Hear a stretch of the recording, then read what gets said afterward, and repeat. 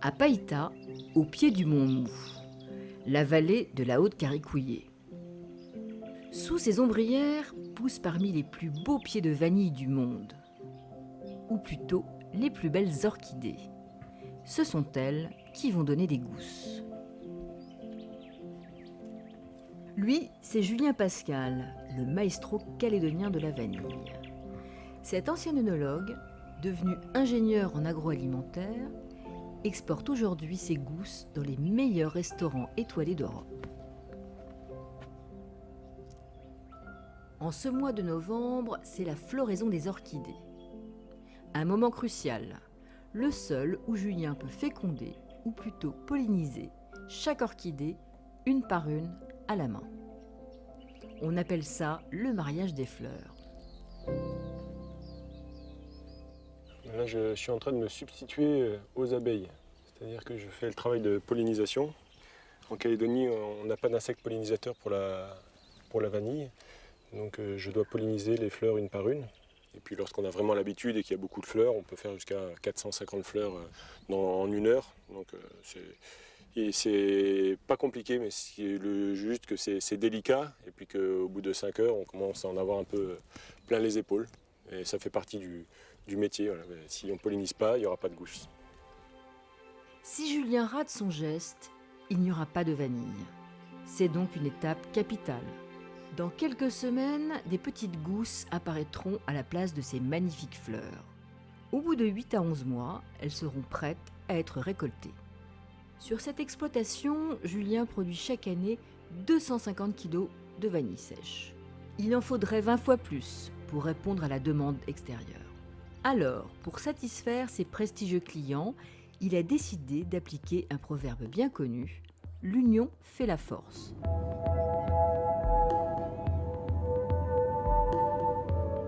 8 mois plus tard, en pleine période de récolte des vanilles, nous retrouvons Julien. Ce jour-là, il se rend à l'île des Pins. Il a décidé de travailler avec des producteurs aux 4 coins du Caillou, comme Jean-Claude Coïtché. Ce cougnier a été formé par Julien. Il est l'un des piliers de la vanille sur l'île des Pins. Il l'attendait pour procéder à sa première récolte, un petit événement.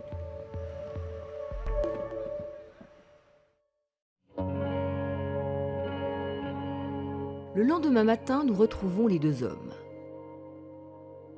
C'est ici, à l'ombre des cocotiers, qu'est installée la vanilleraie. Magnifique, regarde ça. Chapeau. Et tu vois la vigueur de tes plantes là? Avec la luminosité, c'est fabuleux. Un pied comme ça, là, ça y est, il va fleurir cette année.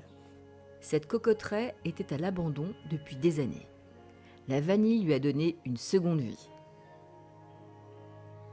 Au premier coup d'œil, Julien est rassuré. L'exploitation compte désormais 1600 plants de vanille, très vigoureux. On a de tout, on a des feuilles, on a des morceaux de coco pourris, ça fait des petites éponges, ça retient l'eau, c'est formidable.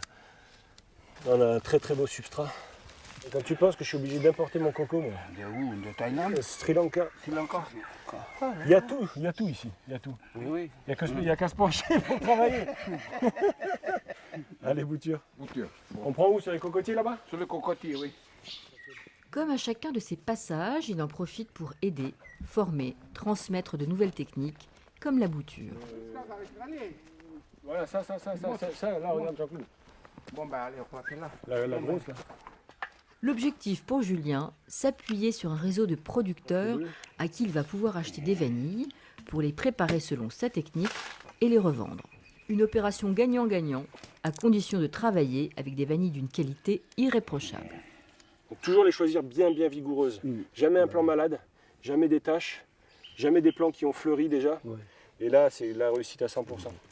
Donc là, la première année, tu vas voir, elle va monter, elle va redescendre. Donc bien penser à la faire boucler, redescendre au niveau du substrat. Et là, tu la plaques au niveau du substrat pour que les crampons, enfin les petites racines qui servent de crampons, dès qu'elles vont toucher le substrat, elles vont faire des racines supplémentaires. Plus ta plante elle aura de racines, plus elle sera forte, vigoureuse, et plus elle sera apte à tenir des gousses. Aujourd'hui, Julien forme une 60aine de producteurs comme Jean-Claude et son fils, sur tout le pays. Ah, chef, ça c'est magnifique. Elles sont trop belles tes boutures.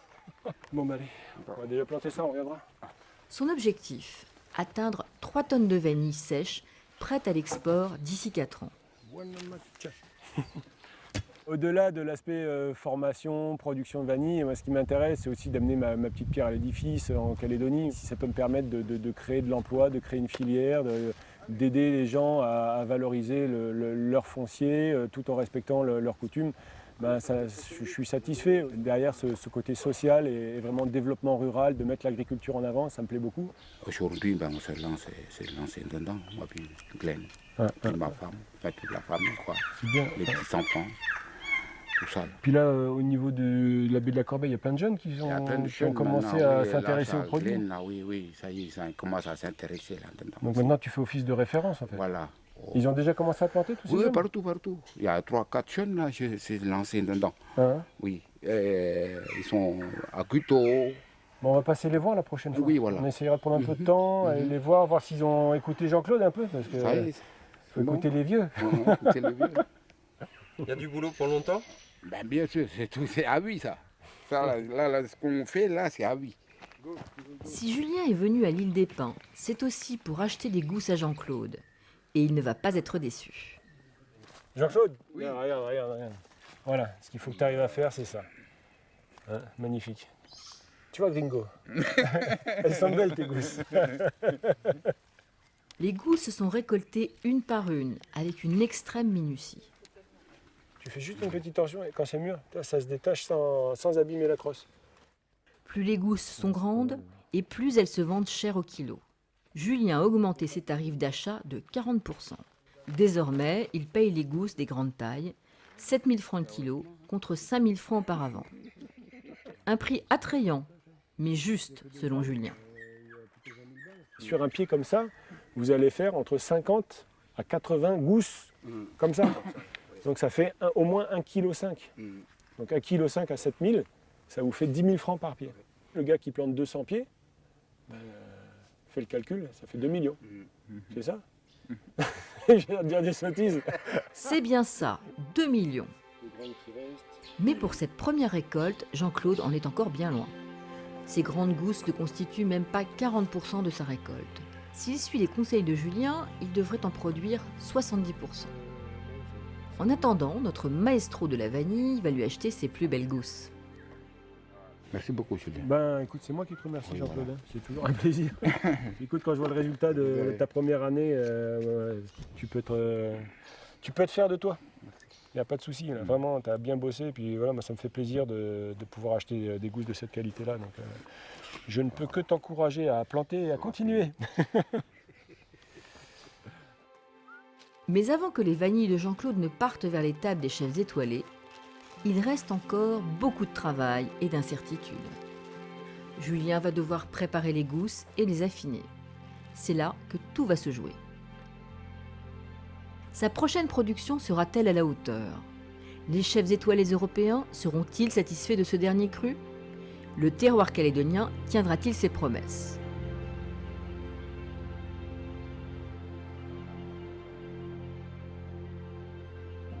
Dans les sous-bois calédoniens est caché un autre trésor qui a su séduire le reste de la planète.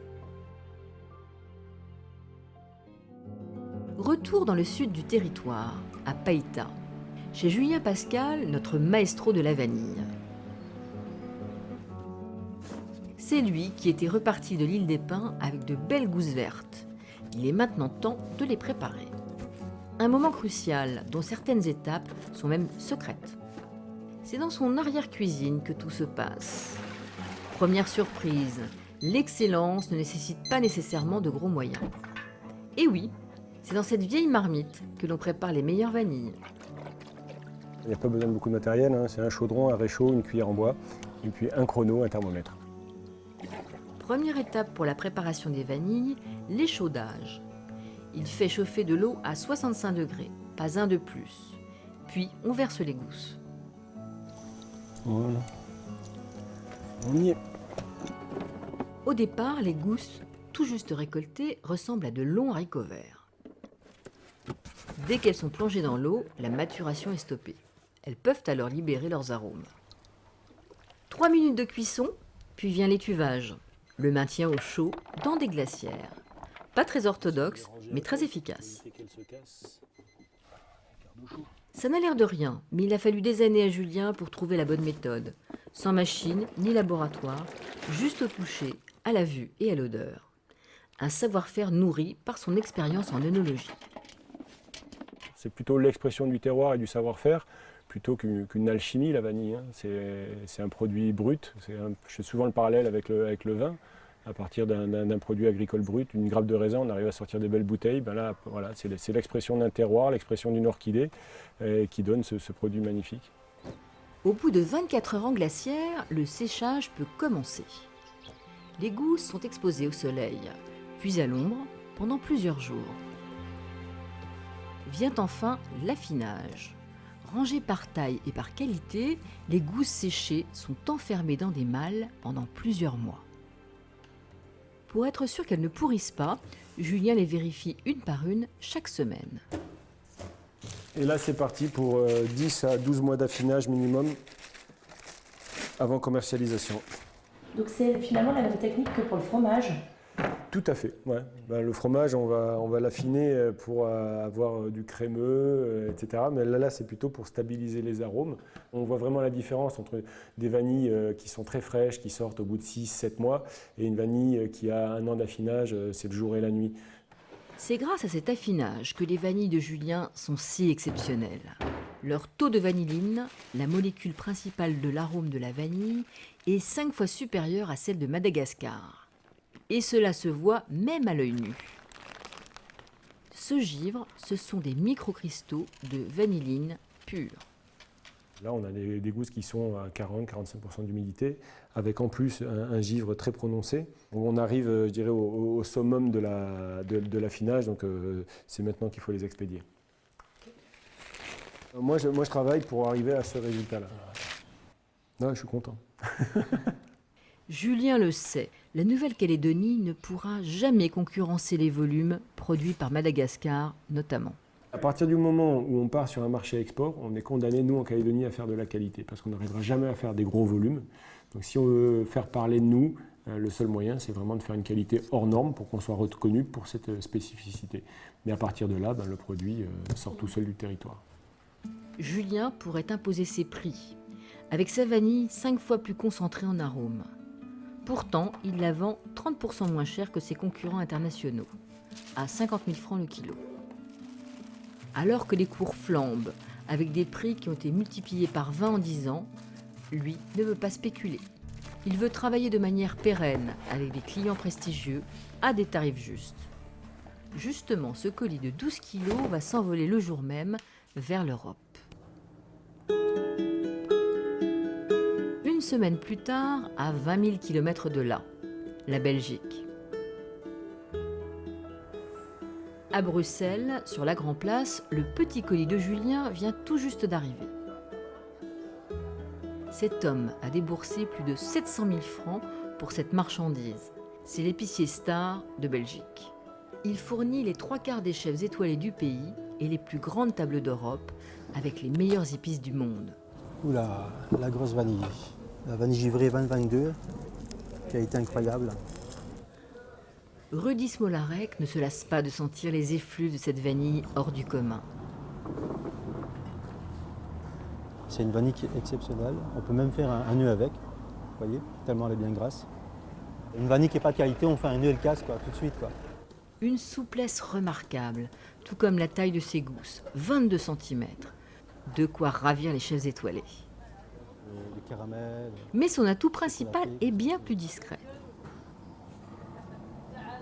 On voit déjà le givrage naturel. Voilà, c'est la différence avec les autres vanilles. Le fameux givre de vanilline dont Julien était si fier n'a pas fini de faire des heureux. Des parfums de caramel comme ça, de vanille, de fruits secs. Ah oui, c'est top. Je suis content d'avoir des beaux produits comme ça. Les chefs vont faire vraiment du beau travail avec ça. Ce jour-là, Rudy Smolarek se rend immédiatement chez l'un de ses meilleurs clients avec sa vanille de Nouvelle-Calédonie. Plus précisément de la Haute-Caricouillée à Païta.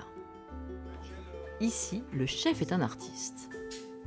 Avec ses 2 étoiles au Michelin, Christophe Hardikest est un inconditionnel de la vanille. Écoute, tu nous as encore trouvé un produit de dingue. Bon, on Hein? essaie, mon grand. Tu nous pousses, donc voilà. Voilà. On essaie. Waouh, c'est génial. C'est génial. Et figure-toi que la vanille est pour moi l'un de mes produits fétiches. Il n'y a que 2 ou 3 personnes que je connaisse dans le monde qui font vraiment des préparations comme ça, des vanilles exceptionnelles. Un coup, c'est énorme. Elle est énorme. Quoi. On Oui, dirait, c'est c'est vraiment- quoi, c'est top, presque ouais. 20 cm, non? Oui, c'est 20-22. Oui, il y en a encore de 20-22. plus grandes, mais Wow. voilà, là, elle est déjà Et alors exceptionnelle. Quoi. La vanille planifolia avec cet arôme comme ça, des caramels fruités. Wow. Et alors, elle reste très moelleuse. Oui, très, Ça, très c'est bon. très Ouais, important c'est- pour nous. Donc, un produit comme celui-ci, et vu la valeur de la vanille aujourd'hui, fait qu'on a de l'or dans les mains. Je me réjouis de goûter le terroir, le territoire, et de me rendre compte de cette qualité qui, à vue d'œil, paraît extraordinaire. Donc, voilà. On va tester ça, Rudy. D'accord. Hein? C'est parti. Merci beaucoup Merci à toi. pour ce beau cadeau. D'accord. Un cadeau? Pas vraiment. La vanille calédonienne est revendue près de 85 000 francs le kilo au chef. Un tarif très raisonnable pour un produit de cette qualité. On va faire un sorbet à l'aloe vera, D'accord. d'accord, qui est très bon pour les voies digestives, avec du citron vert, un peu de sucre et de la vanille, simplement. Une recette créée spécialement pour l'occasion. Quelques grains de vanille suffisent pour adoucir l'astringence de l'aloe vera et embarquer les gourmands pour un voyage gustatif d'exception. 100% naturel, qu'est-ce que je fais? Mon azote liquide, on va faire notre sorbet. Tu parlais de givré tout à l'heure, la vanille. Oui. Elle est givrée. Voilà, elle est givrée là maintenant. Là, elle est complètement givrée, là, hein, c'est top. Hein.